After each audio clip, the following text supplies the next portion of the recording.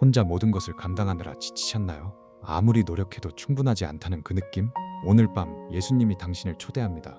명령이 아닙니다. 요구도 아닙니다. 초대입니다. 아버지 하나님의 이름으로, 당신을 안식을 위해 지으신 아들의 이름으로, 당신의 짐을 지시는 성령의 이름으로, 당신의 힘을 새롭게 하시는 하나님의 평화가 이 순간 당신을 감싸기를 바랍니다. 마태복음 11장 28절부터 30절까지 기록된 예수님의 말씀을 들어보세요. 수고하고 무거운 짐진 자들아, 다 내게로 오라. 내가 너희를 쉬게 하리라.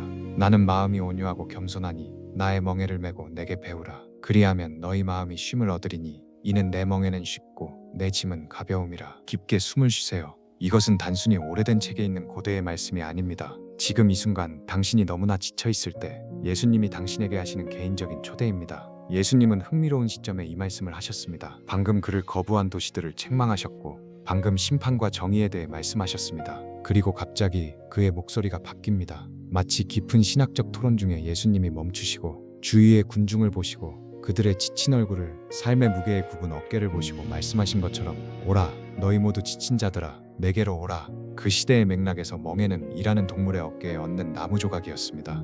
무거운 노동, 매일의 고된 일의 상징이었습니다. 바리새인들은 이 이미지를 율법에 대해 말할 때 사용했습니다. 토라의 멍에를 메라고 그들은 말했습니다. 그리고 유대 백성들은 그 무거운 멍에를 졌습니다. 600개가 넘는 규칙들, 손을 씻는 방법, 안식일에 얼마나 걸을 수 있는지, 무엇을 먹을 수 있고 없는지에 대한 계명들, 지치는 일이었습니다. 불가능했습니다. 그리고 예수님은 그 지친 사람들을 보시고 말씀하십니다. 내 멍에는 쉽고 내 짐은 가볍다. 이미 지고 있는 것 위에 또 다른 멍에를 메라가 아닙니다. 무게를 견디려면 더 강해져라도 아닙니다. 대신 바꾸어라. 네가 지고 있는 것을 내려놓아라. 내 것을 가져라. 이제 이것을 당신의 삶에 적용해 보세요. 오늘 밤 당신은 무엇을 지고 있나요? 어깨 위의 무게는 무엇인가요? 아마도 기대의 무게일 것입니다. 모두를 위해 강해야 한다는 압박, 모든 답을 가져야 한다는, 절대 무너지면 안 된다는, 아마도 성과의 무게일 것입니다. 더 많이 해야 하고, 더 많이 되어야 하고, 더 많이 성취해야 한다고 말하는 머릿속 목소리, 당신의 가치가 당신이 생산하는 것에 달려있다는, 아마도 죄책감의 무게일 것입니다. 계속 지고 있는 과거의 실수들, 했거나 하지 못한 일들, 말했거나 말했어야 했던 말들, 아마도 불안의 무게일 것입니다. 내일에 대한 걱정, 청구서에 대한, 아이들에 대한, 건강에 대한, 미래에 대한, 또는 단순히 일상생활의 무게일 수도 있습니다. 모든 것이 작동하도록 하려고, 모든 공을 공중에 띄우려고 멈추지 않고 진정으로 쉬지 못한 채 쌓인 수년간의 피로, 예수님이 당신을 보십니다. 그분은 무게를 보십니다. 피로를 아십니다. 이해하십니다. 그리고 빠른 해결책을 제시하지 않으십니다. 긍정적으로 생각하라거나 강해져라거나 조금만 더 노력할 수 있어 라고 말씀하지 않으십니다. 교환을 제안하십니다. 내게로 오라. 교회에 더 많이 가라나, 성경을 더 많이 읽어라나, 더 많은 시간 기도하라가 아닙니다. 할 일 목록이 아닙니다. 내게로 오라. 한 사람에게로, 관계로, 내가 이것을 대신 짊어지겠다고 말씀하시는 분께로 함께 운동을 해봅시다. 깊게 숨을 쉬세요. 멈추세요. 천천히 내쉬세요. 이제 가능하다면 눈을 감으세요. 무거운 배낭을 지고 있다고 상상해보세요. 너무 무거워서 어깨가 아픕니다. 등이 구부러져 있습니다. 한 걸음 한 걸음이 노력입니다. 그 배낭의 무게를 보세요. 어깨를 어떻게 누르는지 느끼세요. 이제 당신 앞에 예수님이 계신다고 상상하세요. 손을 내미시며 말씀하십니다. 내게 줄 수 있다. 내가 대신 짊어지겠다. 그 배낭을 벗는 자신을 시각화하세요. 무게가 사라질 때 어깨에 안도감을 느끼세요. 예수님이 그 배낭을 가져가서 자신의 어깨에 얹으시는 것을 보세요. 그리고 당신에게 무언가를 건네십니다. 무겁지 않습니다. 가볍습니다. 당신을 위해 맞춤 제작된 멍에입니다. 짐을 지우기 위한 것이 아니라 당신을 그분과 연결하기 위한 것입니다. 다시 깊게 숨을 쉬세요. 멈추세요. 내쉬세요. 나의 멍에를 메고 내게 배우라. 예수님은 와서 아무것도 하지 마라고 말씀하시지 않습니다. 와서 새로운 삶의 방식을 배우라고 말씀하십니다. 그분의 멍에는 동반자 관계입니다. 예수님 시대의 두 동물이 같은 멍에 아래 있을 때 그들은 함께 일했습니다. 한 마리가 혼자 모든 것을 지지 않았습니다. 예수님은 말씀하십니다. 너는 더 이상 혼자 일하지 않을 것이다. 내가 여기 내 곁에서 함께 짊어질 것이다. 그리고 더 나아가 스스로를 파괴하지 않고 일하는 법을 가르쳐주겠다. 내게 배우라. 나는 마음이 온유하고 겸손하니. 온유함, 약함이 아닙니다. 온유함은 통제된 힘입니다. 부드러움을 가진 권능입니다. 예수님은 요구하실 수도 명령하실 수도 있지만 초대하십니다. 겸손함, 하나님이시면서도 거리를 통해 존엄을 지켜야 할 것으로 여기지 않으십니다. 가까이 오십니다. 당신의 수준에 자신을 두십니다. 함께 짊어지십니다. 그리고 약속은 무엇인가요? 너희 마음이 쉼을 얻으리니. 단순히 육체적 쉼만이 아닙니다. 영혼의 쉼입니다. 내면의 평화입니다. 스스로를 증명하는 것을 멈출 수 있다는 느낌, 수행하는 것을 멈출 수 있다는, 그냥 있을 수 있다는. 이것이 실제로 어떻게 작동하나요? 첫째, 무게를 인정하세요. 지고 있다는 것을 인정하지 않으면 내려놓을 수 없습니다.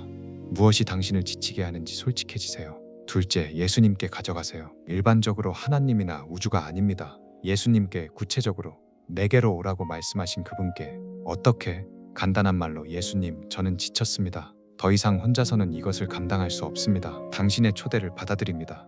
정교한 기도일 필요가 없습니다. 단순히 이럴 수 있습니다. 예수님, 도와주세요. 셋째, 그분과 함께 일하는 법을 배우세요. 물으세요. 예수님, 이것으로 무엇을 해야 할까요? 무엇을 내려놓아야 할까요? 어디서 함께 짊어지고 계신가요? 그리고 들으세요. 반드시 들리는 목소리가 아닙니다. 그러나 평화, 명확함, 내면의 알. 넷째, 쉬세요. 말 그대로 예수님이 깨어 계신다는 것을 알고 잠드세요. 오늘 모든 것을 해결할 필요가 없습니다. 다시 천천히 들어봅시다. 각 단어가 스며들도록 내게로 오라. 더 많은 노력으로 가지 마세요. 더 많은 규칙으로 가지 마세요. 한 사람에게로 오세요. 수고하고 무거운 짐진 자들아, 모두 매우 지친 사람만이 아닙니다. 자격이 있는 사람만이 아닙니다. 모두 내가 너희를 쉬게 하리라. 너희가 스스로 쉬게 될 것이다가 아닙니다. 내가 너희를 쉬게 하리라. 그분의 일이지 당신의 일이 아닙니다. 나의 멍에를 메고 내게 배우라. 새로운 삶의 방식을 배우세요. 그분과 함께 나는 마음이 온유하고 겸손하니 폭군에게 가는 것이 아닙니다. 온유하고 겸손한 분께 가는 것입니다. 너희 마음이 쉼을 얻으리니 진정한 쉼, 깊은 평화. 단순히 일시적인 안도가 아닙니다.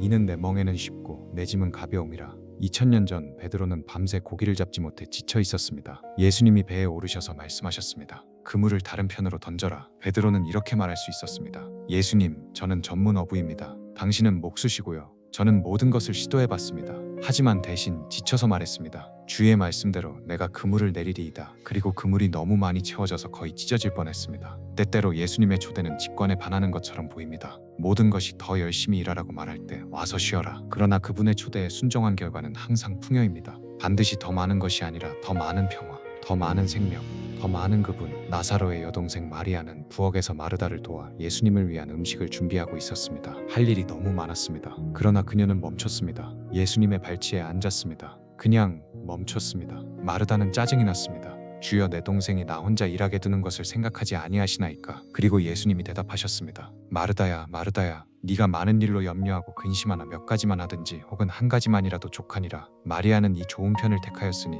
좋은 편은 단순히 예수님과 함께 있는 것이었습니다. 그분의 임재 안에서 쉬는 것, 듣는 것, 받는 것.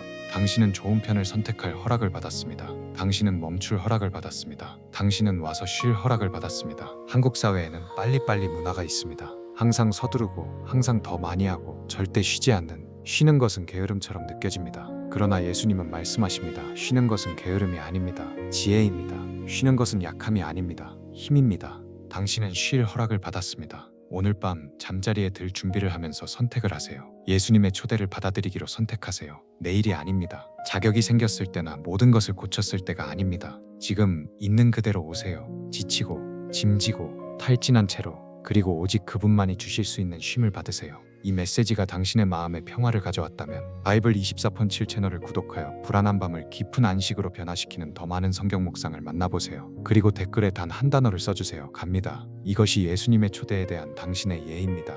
내게로 오라. 내가 너희를 쉬게 하리라고 말씀하신 분의 품에서 오늘 밤 잠들기를 바랍니다. 아멘.